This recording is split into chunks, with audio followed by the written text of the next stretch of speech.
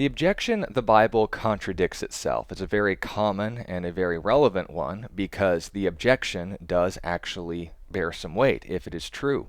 A contradiction is where two different details or facts in a statement either cancel each other out or something is claiming to be true and not true in the same way and in the same sense. When people say that the Bible includes this violation of the first law of logic, the law of non-contradiction, that two opposite things can't both be true and not true at the same time and in the same way, we would have a problem. But the problem with this objection is actually fivefold. First, a difference between two details given in two separate historical accounts by two different people are not a contradiction. Second, an addition to detail, meaning not something that claims that this and only this happened, but this happened, and, by the way, this also happened. That is not a contradiction. A scribal error is not a contradiction. Misrepresenting the text and comparing it to another piece of text is not a contradiction, and reading the passage out of context and comparing it to another is not a contradiction. When people claim that there are contradictions in the Bible, they usually mean it's one of these five things, which are in fact not a contradiction.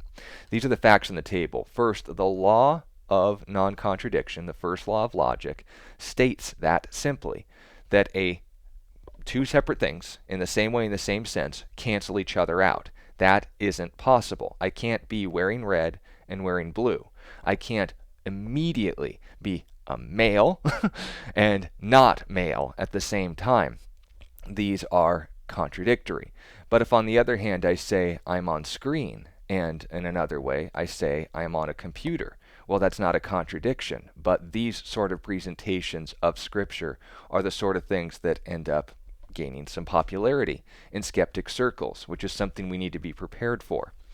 When I say context, and understand we're not just saying, oh, you have to read it in context as if that dismisses the point. If you make the statement, you have to support it.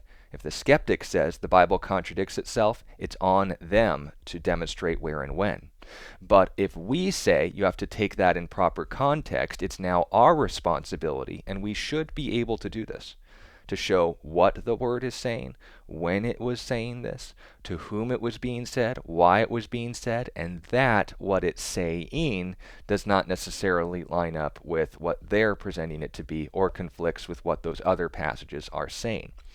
So the historical context, again, there are multiple forms, but the historical context would be where, when, and to whom something was said, and the extended literary context would be what kind of book or what kind of person wrote the statement.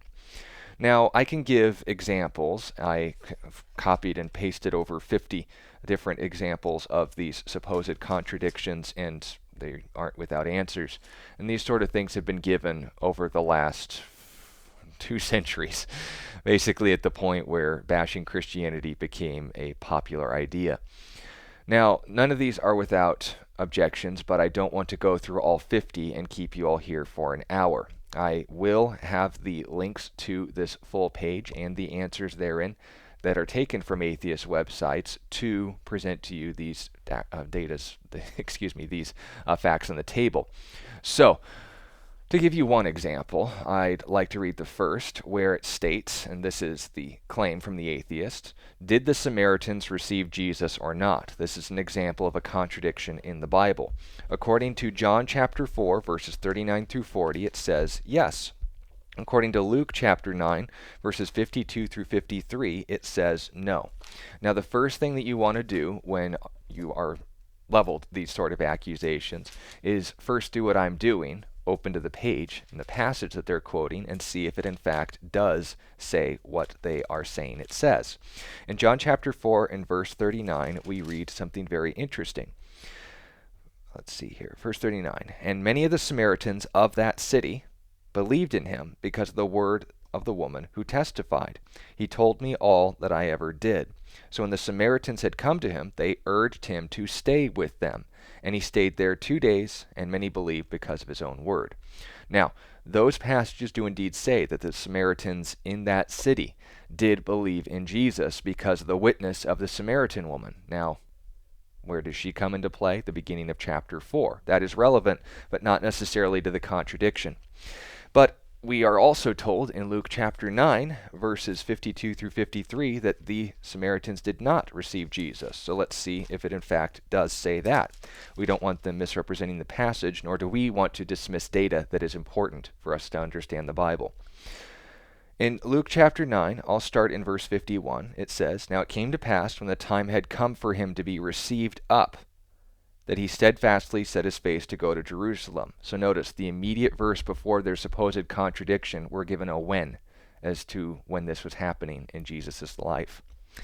Verse 52, "And sent messengers before his face, and as they went, they entered a village of the Samaritans." Notice, does it say the same village? No, it's a whole other book, a whole other time. "To prepare for him. But they did not receive him, because his face was set for the journey of Jerusalem." Now, I have a question. Where does it say that they didn't believe him?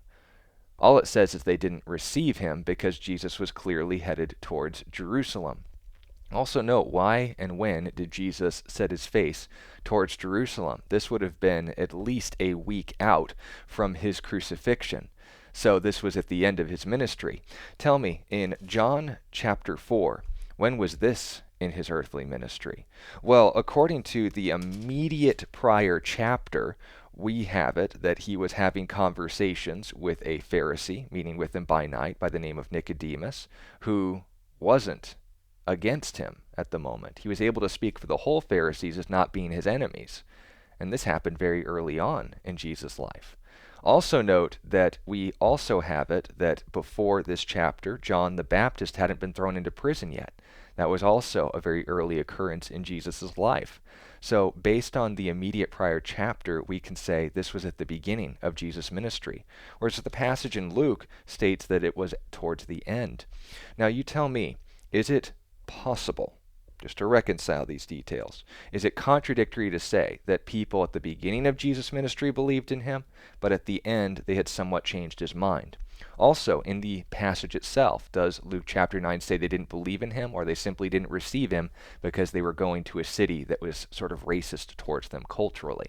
Also note that if we present this and understand what a contradiction is, at best it's a difference in detail of two separate times in Jesus' life where the Samaritans had two separate opinions during those times. So over a 3-year gap between those two passages they're putting forward.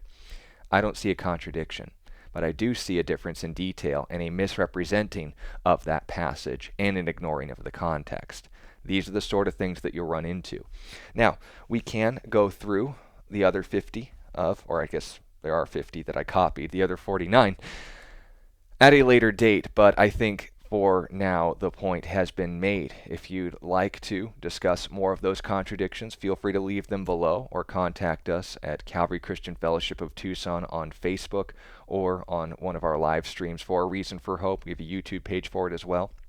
I want to thank you for your time and listening to the study, and hope that this is equipping you to know that A, the Bible isn't contradictory, but B, also to give you the equipment for how to respond to it. Look up the passages, read around them, be familiar enough with the passage to know when, why, to whom, and where this is being said, and also note the difference between a contradiction and what they're oftentimes claimed to be. I look forward to talking to you all next time, and I hope that this has been a benefit to you. God bless you.